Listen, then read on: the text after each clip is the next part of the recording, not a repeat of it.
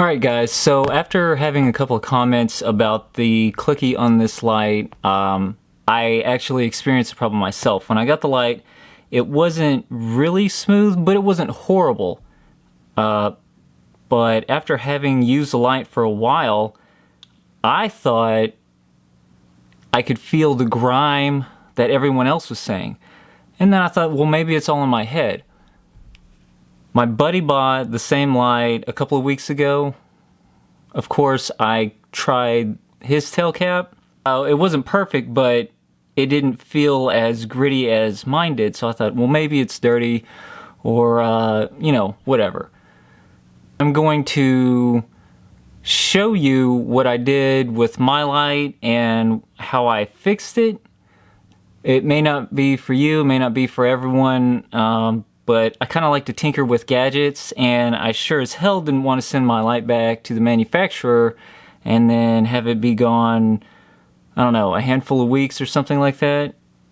So let's get into it. A couple of things you'll need.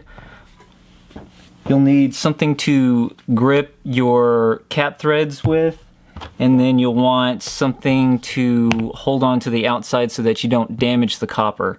This is just a simple band lock. It's kind of like a monkey wrench, but with a rubber band type of thing. You can tell it's not that thick, and I just got these at the local home improvement store.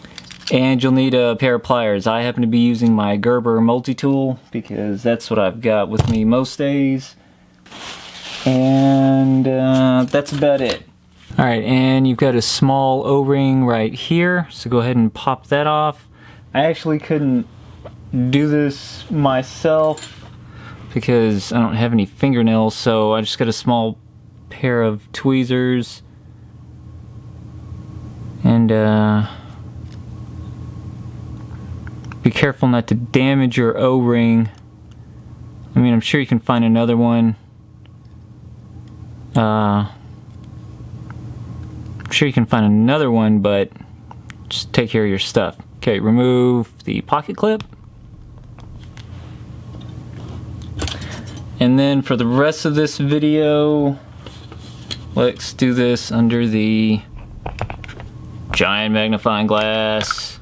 So basically, what you're going to want to do is cover your threads, because you don't want to damage those, with some type of rubberized grip.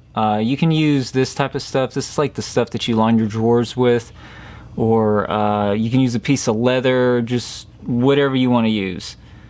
I folded mine over twice, and then just wrapped it around here like this.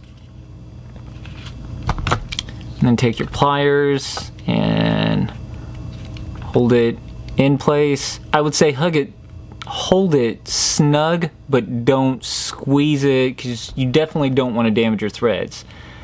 Okay, so then take your band lock or whatever else you're using, go ahead and snug that up right around the tail cap and twist.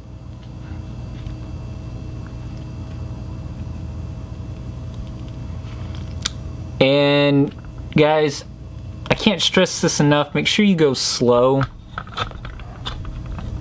Make sure you go slow with this because, alright, giant scope's gonna have to go. Because you don't want to damage your copper or the threads on the inside. Alright, so now we got a tight lock, so that's twisting, there we go. And really, you just want to go like a half turn or a quarter turn. What we're trying to do is there's some glue down in the threads, and I'll show you that here in a second. What you're trying to do is break the glue that's holding this little these plastic threads into the copper. So once you break that, it spins apart. Okay. So if you can tell, you can't really tell. What we're doing with the grips and everything like that is you have to break that glue seal in order to unscrew this. But I can't stress this enough, you don't want to damage your threads. So go slow and be gentle with it. It's off to the side. Alright, so what we're going to focus on is the actual inside of the tail cap. So you've got this little rubber sealant on the inside of that, in between your copper button and the clicky part, and really it sits in there like this, and then you've got your little copper button that sits on top like that, and then this cap sits on all of that. The problem that everyone's experiencing is you can't tell, but if you take your fingernail and you rub it along the side, it has some grooves in there from the machining process. Now, unless a company advertises something as polished, everything that comes off of a machine lathe will have these little teeth. So you've got that there on this cap, and then you've got the same thing on the inside of this barrel where the cap fits. So I know I just put that in backwards, but you can see how it fits together, right? So it goes in there and sits in like this. So with those machine teeth having very faint grooves on the outside, and then the same process in here, when you click that button, those are rubbing on each other, and that's where you feel that grit. Easy fix. Well, easy, maybe not easy for some of you. The only thing I did was take some sandpaper, some fine sandpaper. I started out with 400 grit sandpaper, and then just lightly go around your edges, and then move up. So you go 400, 400, this was 600, and then just follow it up, and then I finished with 3,000.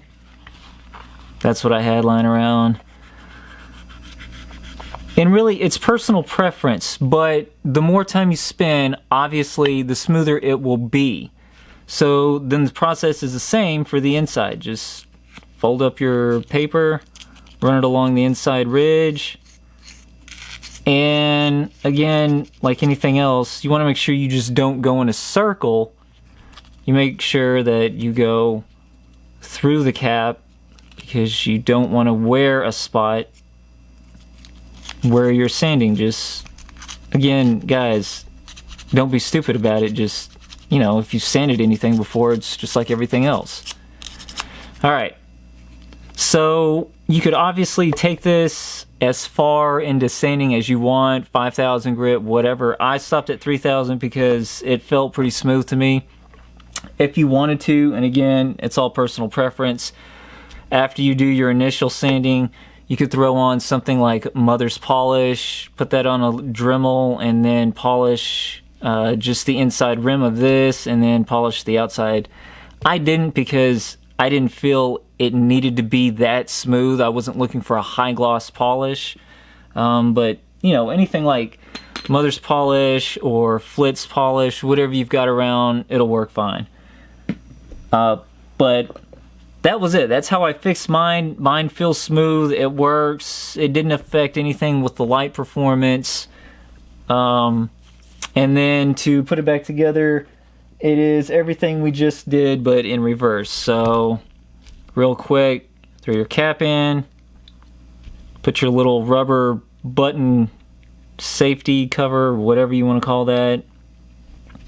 While you've got this out, you can clean up the threads. There's a little grease in there on the threads, plus you've got the glue that initially came off when you broke the threads on this. You can re-glue that. I chose not to. I mean, I'm not taking my lights sea diving or anything like that, so I don't need the glue on there.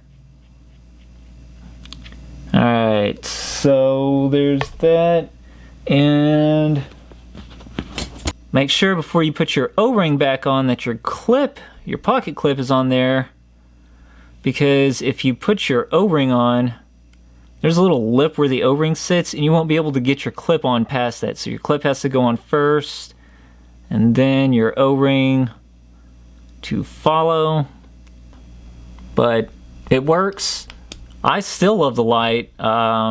This was just a mild annoyance for me, and it got to the point where I thought I had to do something about it. So for all of you guys that have had this issue, currently have the issue, I don't know if the aluminum version has the same issue. I was thinking maybe because the copper is a soft metal, that's why it became more pronounced over use with over the amount of time of using it. I mean, I use my lights all day, every day. I'm constantly using them.